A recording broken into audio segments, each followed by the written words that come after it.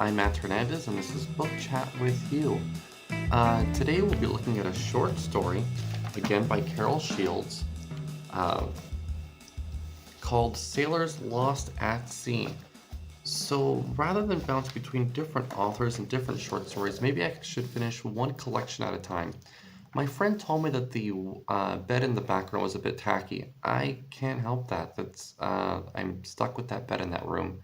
But maybe I can try this white background and maybe I'll get more than 0 viewers on YouTube and I don't get any replies on Rumble and such, but let's begin. So this is a short story. It's about a 14-year-old girl named Helena. Um, she goes with her mom from Winnipeg, Canada to St. Croix, France. Her mom is there on a grant to write poetry. Now, in this story, her mom becomes quite enamored by this, which we get the impression that Helena is not as enamored by this. It must be maybe some kind of teenage angst to just not be as infatuated with the same things that our parents are into.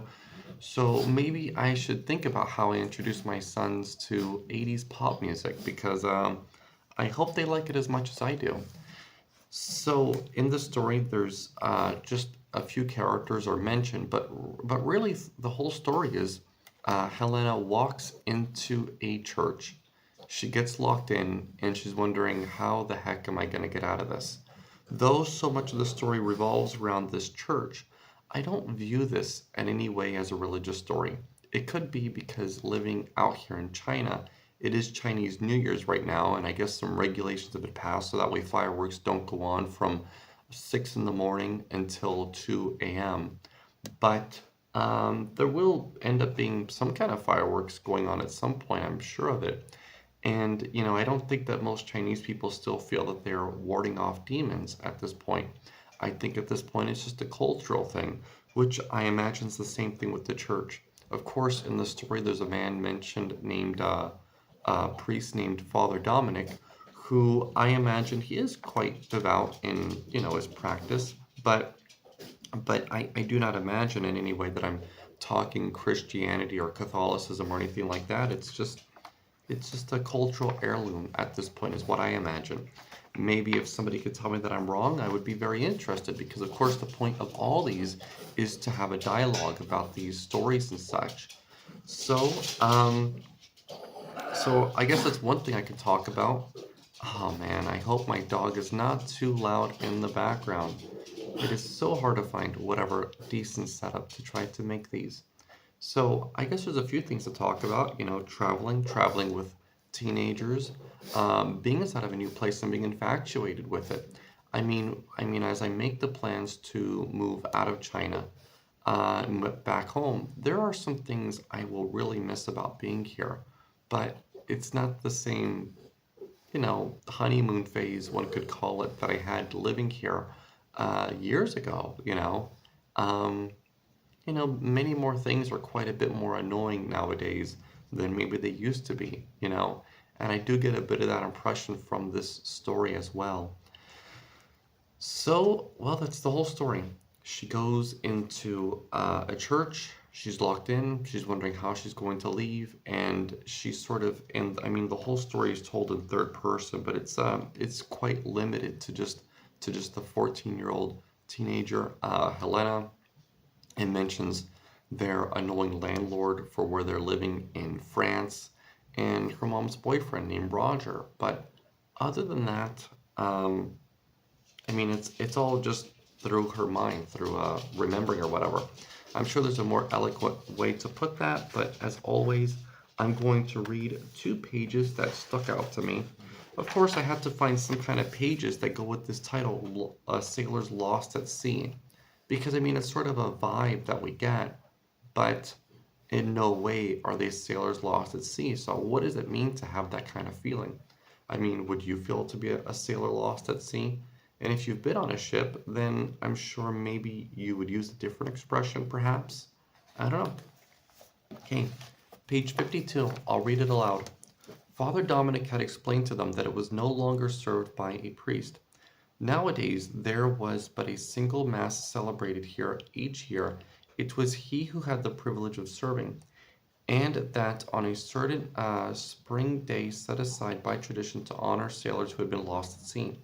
On that particular Sunday in early April, the doors would be thrown open and people would enter carrying armloads of spring flowers. After that, the procession would wind over the rocks and down the beach itself. When Helena's mother heard Father Dominic talking about this festival, her eyes have softened with feeling, and she had nodded as though she too had had occasion to pay tribute to lost seamen, which, of course, coming from Winnipeg, she had not. That will be something to see, she had said to Helena, and wrote the name of the festival in her notebook. In that moment, seeing her mother writing down the details of the fate, oh my gosh, and imagining the blonde sunniness of this festive day, Helena truly understood that they would be staying here the entire year, and that their drifting, which she had loved all 10 days of it, would not be resumed. The old church stood just outside the village on the Rue de Tienne, um, and the same street where they had found a house to rent. We've installed ourselves a cheap stone house in Dog Street, Helena's mother had written in a cheerful letter to a friend back home, as though having an inelegant address gave them an unconquerable ascendancy over the difficulties the little stone house presented. There it stood, surrounded by drenched shrubbery, a dragging lace of rain falling from the corners of the steep roof. The landlord, a scowling, silent widower with 3 teeth in his head, lived in the basement, and his presence cast a spell of restraint over them so that they tiptoed about the house, his house, in bedroom slippers and spoke to each other in hushed, formal voices, more like a pair of elderly sisters than a mother and daughter. The bathroom stank despite the minty blue deodorizer. Yeah, so I mean, I could definitely relate to that, getting a place, and my last apartment was leagues better than my current apartment. Probably amongst them is that maybe I would have had a better space to record these, and if my friend had been right that, a bed in the background's so tacky, well, amongst that, but the last apartment actually had central heating, and the installation was much better. There wasn't such a smell from the bathroom. But I mean, I've lived here long enough to complain about these things, but maybe at first we ignore some of these things and we don't let them get to us. And I mean, Winnipeg is landlocked. Right above, what is it? Detroit, I believe? I don't know. I will say I believe. Please don't scrutinize me even though nobody leaves comments. But it is landlocked, right? I don't know if there's any large rivers or something that flow near there, but it is a landlocked place. So to have a feeling as if you can connect to that is a bit silly, right? Here, one last one on page 54. Okay. Recently, Helena's mother, as if to make up for the lack of poems, had latched with fevered intensity onto particles of local lore, prizing them out of Michelin guides and storing them up in notebooks. Not the same notebooks the poems went into, but pale green spiral-bound books with squandered off pages, notebooks meant for young school children that she bought in the village at the Maison de la Presse. In one of these notebooks she had recorded, there are 2 legends surrounding the founding of St. Croix, stories that contain similar elements but that occupy different sides of a coin. In the good story, a 4th century Irish saint called St. Croix arrives in a stone boat to bring Christianity to the wild Breton coast.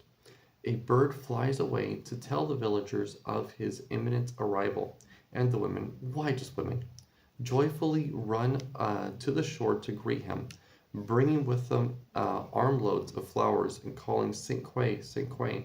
uh, guiding the boats safely to their cries. And the second version, the bad version, the same bird arrives to say that a stranger is approaching in a stone boat. The women again, of the village are suspicious of the hostile, are